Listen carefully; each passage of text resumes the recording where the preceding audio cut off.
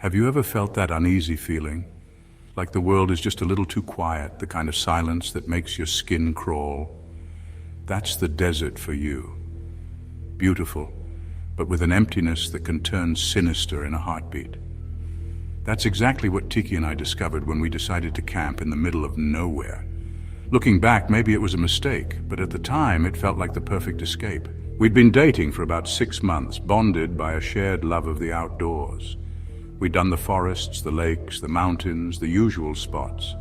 But the desert, with its dry, open isolation, felt like the final frontier for us.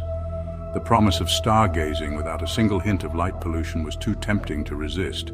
So we packed up the truck and headed out early on a Friday morning, aiming for a remote camping spot I found online.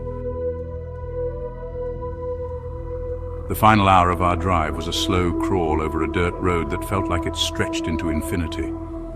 No houses, no signs of life, just dust and rocks as far as the eye could see. When we finally pulled up to the site, the sun was already dipping behind the mountains, casting long, twisted shadows across the cracked earth. We were truly alone. The isolation felt exhilarating. The first couple of nights were everything we had hoped for. Warm days, cool nights, and skies so clear it felt like the stars were within arm's reach. We'd sit by the fire, passing a joint back and forth, talking about everything and nothing. Without the hum of traffic or the glow of screens, it felt like we'd slipped back in time. But even then, there were signs, little hints that something wasn't right. Both nights we heard this distant, drawn-out sound. It echoed through the stillness, too low to be the wind, but too unsteady to be a coyote. I tried to laugh it off, blaming it on desert wildlife, but the truth was, it sent a chill down my spine. Tiki felt it too, her eyes flicking nervously into the darkness. Still, we shrugged it off, convincing ourselves it was just part of the desert's eerie charm. But the third night, things took a turn. I woke up to the sound of slow, deliberate footsteps outside the tent. Not the quick, skittering steps of an animal, but the steady, crunching steps of something or someone moving carefully through the dirt. I froze, every muscle in my body locking up as my heart pounded in my ears. The footsteps stopped a few feet from the tent. Silence. Just the sound of my own breathing, ragged and shallow. I felt Tiki stir beside me, her hand instinctively reaching for mine. And then, the unmistakable flick of a lighter. The small orange glow appeared through the thin fabric of our tent, casting shadows that danced like ghosts. Whoever was out there held the flame steady for a few seconds, then started moving it slowly back and forth, like they were taunting us. And then, without warning, the flame exploded into a larger glow. They had lit something, maybe a torch. The light grew brighter, flickering against the side of the tent. Panic set in. I snapped out of my frozen state, grabbing Tiki's shoulder. She was already wide-eyed, fully awake. We scrambled out of the tent, pushing through the zipper with shaking hands, and burst into the cold desert air.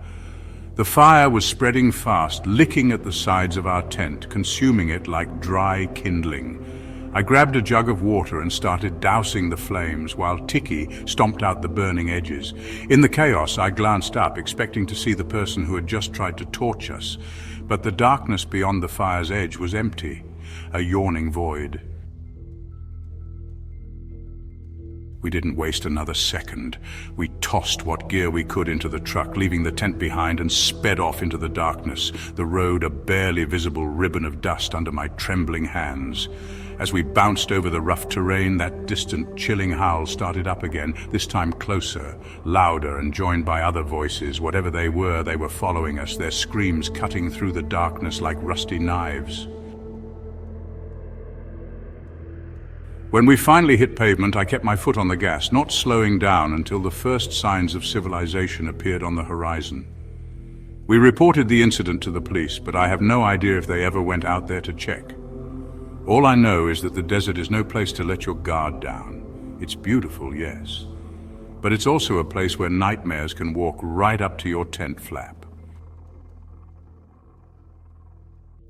Somewhere off Route 66, surrounded by nothing but sand and silence, sits a forgotten gas station, and one man claims he barely made it out alive. In the summer of 2021, a 29-year-old traveller named Eric was on a solo road trip through Arizona. With his playlist on and miles of desert behind him, he felt free, until his engine began to sputter, then died. No signal, no traffic, and the nearest town was over 30 miles away. But in the distance, he spotted something, a rusted old sign that read, "Red Valley Gas." The place looked like it hadn't seen a customer in decades. Dust-covered windows, peeling paint, and a gas pump so old it still had analog dials. But inside, the lights were on. Behind the counter stood a man in a grease-stained shirt and a friendly smile. He said his name was Walt. He offered to look at the engine and told Eric to sit tight. While waiting, Eric wandered the store. But then something caught his eye. A wall of photos, old black and white pictures of the gas station and Walt in every decade, from the 1960s to the 20s. Same smile, same uniform, same face, not older, not even different. It didn't make sense. As night fell, Eric looked out the window and saw them. Figures, tall, thin and motionless, watching from the edges of the dunes. No faces, no movement, just watching. He turned to ask Walt what was going on, but the man was gone. Not behind the counter, not in the garage, gone like he was never there. Eric ran outside. The gas station was changing.